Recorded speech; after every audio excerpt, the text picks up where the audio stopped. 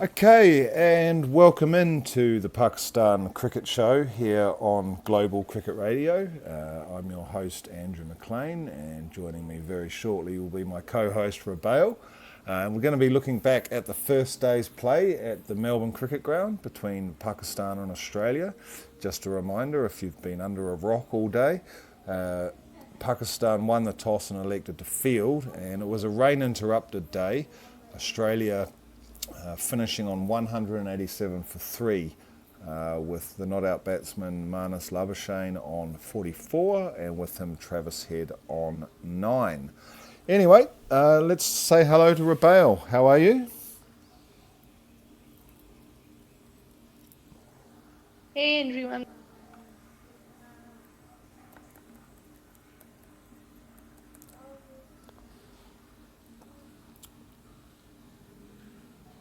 Sorry, Rabail, can you hear me okay?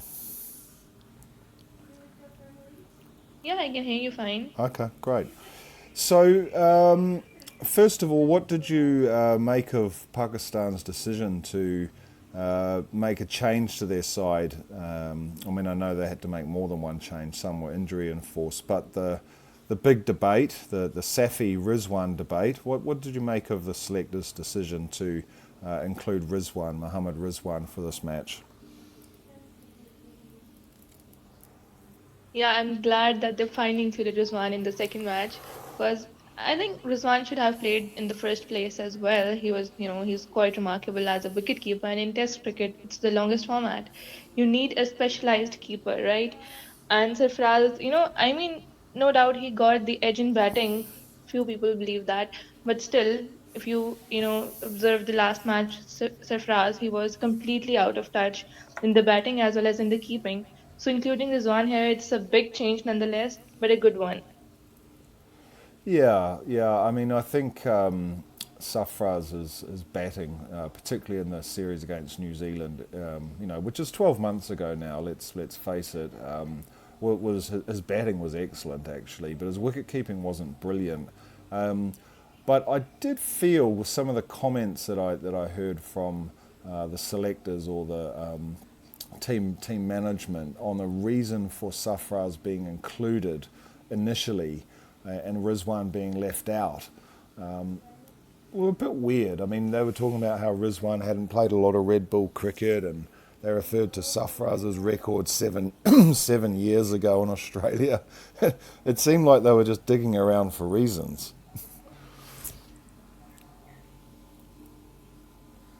Honestly, the reasons, I mean, the logics they gave, they were quite lame, sorry to say, but yeah, they should have played Rizwan in the first place, although he's not experienced as much as Sarfaraz. But I think red ball cricket, you need quite active players in the field, right? Because it's the Yeah. longest format, and keeping is as an essential part of the cricket. So including Sarfaraz on the basis of his performance 7 years ago is quite baseless. So yeah, I think they should have played Rizwan in the first place. Okay, well. Anyway, Rizwan took one catch today for the wicket of Steve Smith. So just looking at that scorecard, David Warner caught Bubba, bowled Aga Salman for 38. Usman Khawaja caught Aga Salman, bowled Hassan Ali for 42. And Steve Smith caught Mohammad Rizwan, bowled Amir Jamal for 26. So first of all, Rabail, what did you make of Pakistan's decision to win the toss, and when they did win the toss, to bat first, and related to that, the team that they selected for this match?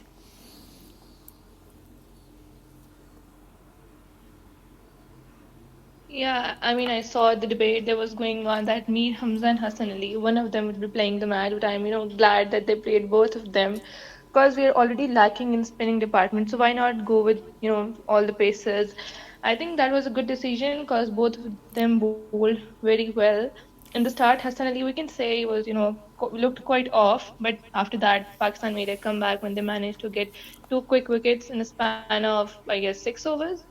Openers again, their openers, they gave a great start to the team, but after David Warner, he fell on, they were 90 for one, I guess. Yeah, 90 for one.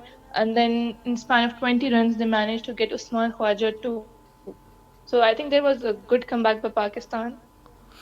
Yeah, I mean, I was I was away from the TV earlier today, but you can sort of read quite a lot just from a scorecard normally. Mir Hamza going at just 1.8 runs and over. Hassan Ali just 2 runs and over. Shaheen a little bit more expensive, but only 3.1 and over. So even though the first wicket to fall was taken by the spinner Aga Salman, uh, there was a lot. There was enough, just from reading a scorecard to suggest that the Pakistan pace bowlers actually did really well and kept Australia under a lot of pressure, despite not taking early wickets.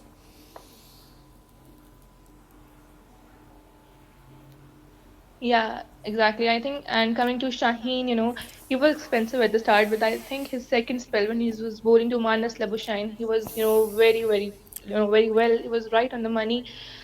A bit unlucky as well because Abdullah Shafiq dropped a very easy catch on the slips when Shaheen was bowling, and then there was DRS missed chance as well. So I think we can say that Shaheen was quite unlucky today, but he bowled very very well as compared to the last match. His pace as well, he was touching 140 in the in the late game of the day. He was touching 140. Yeah, as I saw on Twitter, there seemed to be more comment about the fact that he got to 140 than anything else. But I guess that's just another reflection of, I guess just by the nature of the schedule that Pakistan has, he hasn't had a chance to play a lot of Test cricket recently, and all the overs that he is bowling, and he bowled more than anyone today. He bowled 25% more overs than anyone else. He bowled 20, and the next highest was 15. It does look like he's coming into some form. He only bowled the one no ball, no wides. So, yeah, it does look like he's coming into form. What did you make of the other bowlers in particular, Rabail, and particularly Hassan Ali? Yeah, Hassan Ali, I have really, I really got to mention Hassan Ali and Mir Hamza. They both were, very, very brilliant today, especially after lunch. The spell between the partnership between Hassan Ali and Shaheen Shafidi. They both, bowled in partnerships, and they at that time I think Pakistan looked great, and Australia kept, Australian batters under pressure.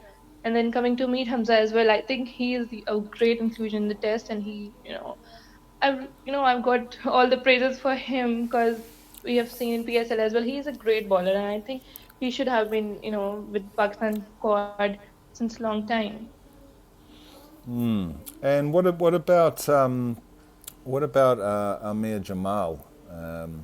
Okay, he was a bit more expensive, and he bowled four wides, but he got the crucial wicket, of course, of Steve Smith. What did you make of his performance? Yeah, I mean, Amit Jamal, he is bowling well, but still he's a youngster, hasn't played much international cricket. So I think we can give him that much, margin of error as well. But yeah, the crucial wicket of Steve Smith, it was, a very, very important wicket for Pakistan, which Amir Jamal, he provided the breakthrough. And overall, I think he was fine. In the first match, he was right on the spot, but in the second one, he gave away some of the extras and looked a bit out of touch. But I think it was just the first day of the match, and he'll make a comeback. So, as a Pakistan fan, 187 for three off 66 overs. So, what do we have? 34 overs lost due to rain. Do you think that represents a good day's work by Pakistan? Honestly speaking, in the start, Pakistan's fielding as well, the attitude of the boys, they looked out of touch in the start. And the openers, Australian openers, it was a very, difficult pitch to bat on. But they provided a great start for their team. But after the two wickets which Pakistan got very quickly, I think they made a comeback after that. And the lunch as well, the spell after lunch, it was also, I think, brilliant spell by Shaheen and Hassan. So I think they are definitely coming to touch. And I would like to see Australia, getting out under 300, I guess. Maybe if they can do something, or, 300 for 7 or 8 wickets, that would be great. Yeah, and I guess when you have a big rain delay like we had today, which was well, I forget exactly how many overs they had to that was still left after the rain delay. So hold on, it was the 42nd, 43rd over was when the rain delay happened. And at that stage, Australia were 114 for 2 with Labuschagne on 14 and Smith on 2. Um, do you think that the rain delay assisted Australia in that sense today? I think rain delays, even as for the batting unit as well as for the bowling unit, rain delays are not good, right? Because both teams are, playing with their own momentum, and rain delays, they are like the momentum breakers. So maybe I think they could have, benefited both of the teams, perhaps, or maybe, disadvantage for both of the teams. Yeah, and yeah, coming back to minus Labuschagne, I think he was at the start when Shine was bowling to him. There were a few times when he looked clueless, and I was surprised at how he managed to survive that spell of Shine because at that time, Shine looked ruthless, and then minus Labuschagne, he was surviving that spell. It remains mystery. Yeah, so Labuschagne, 44 runs off 120 balls and just the three fours, so that does indicate a fair bit of struggle with a strike rate of just 37. And Smith too, actually. His 26 came off 75 balls with just the two boundaries, so uh, yeah, it does suggest that when the rain came, maybe the rain delay did help Australia in some senses. But I mean, from my perspective, as a neutral, although I'm sure you're well aware, Rabail, I'm absolutely hoping that Pakistan wins because as a New Zealander, I'm much more enamoured with Pakistan, partly having been there a lot, but also because it's the arch enemy Australia across the ditch. But what do you think the bowling plan might be tomorrow when they start day one with this position of still needing 7 wickets to get? They definitely need early wickets tomorrow, because today as well they did not start the day well. So they might be hoping that tomorrow they could, get 2 to 3 wickets quickly in the first session before tea, maybe. So I think Pakistan, they should. I don't know what, but I think some of the, some of the balls, by the fast bowlers, they were out of touch. You can say maybe they haven't played much Test cricket, but still there were few moments when I think Pakistan fielding and bowling should have been much better, especially in the start of the day. Yeah. Well, I guess all remains to be seen what happens. Tomorrow, come I guess about 10:30 local time. Um, of course, Mitchell Marsh is still to come. Travis Head is there. He's been in great form, and then Alex Carey, and then you're into the bowlers. But I think one of the things about the Australian side is when you say into the bowlers, I mean Mitchell Starc and Pat Cummins are both very capable batsmen. Um, so you mentioned sort of 300 would be a target perhaps for Pakistan, but if you had your other hat on, or if you put a different hat on, and you were if you're Pat Cummins, what do you think Australia will be thinking when they start day two? Yeah, getting Australia all out under 300 to 350 would be ideal for Pakistan. But definitely from Pat Cummins' perspective, he would be, thinking that they're scoring at a good rate. The openers they attacked well.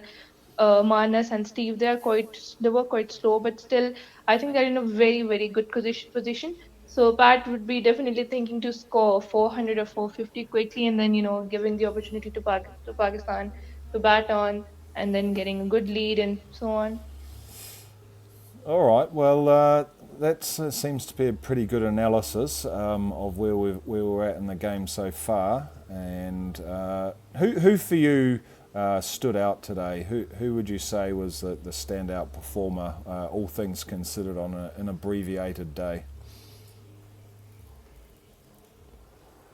Among the bowlers, I think I've really, Mir Hamza and Hassan Ali. They were outstanding today. Shaheen too. I think he was, very well, but unlucky. I think when we come to Pakistan bowlers, we are mostly very unlucky. Naseem Shah as well, in the cricket, we've seen him, and then Shaheen Shafridi too today was, very very unlucky because of the missed chances. And then Australia, I think both of the openers they were, very well. Warner, I think his catch it was at two, right? When his catch was dropped by Abdullah Shafiq. But then he utilized the conditions well, and then Usman Khwaja, and then Marnus Labuschagne. I think Shaheen was bowling outstanding at that time, but he managed to survive. So I think hats off to him.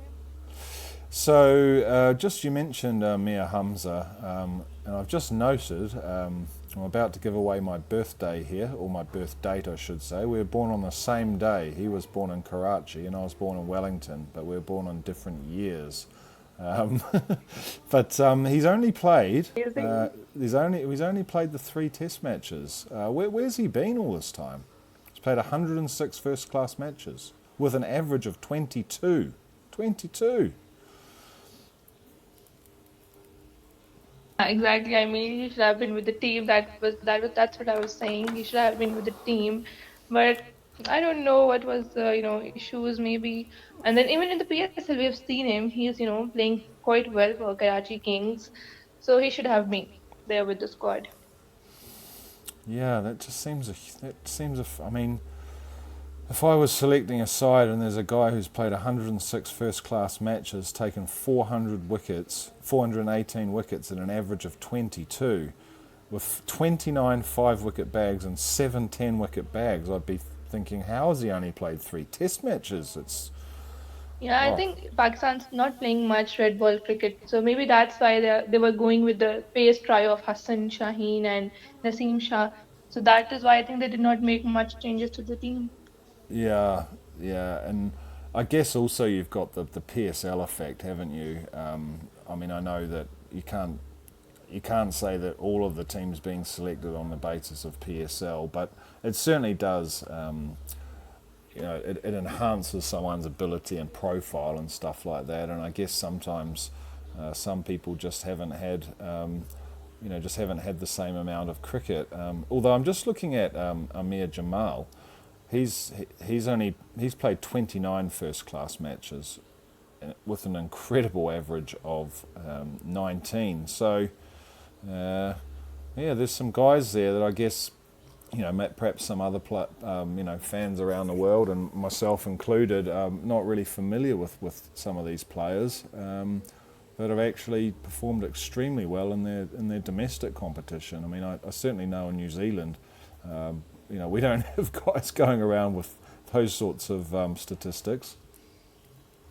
Yeah, I definitely, domestic tournaments, with performing in domestic tournaments, and then, PSL and all.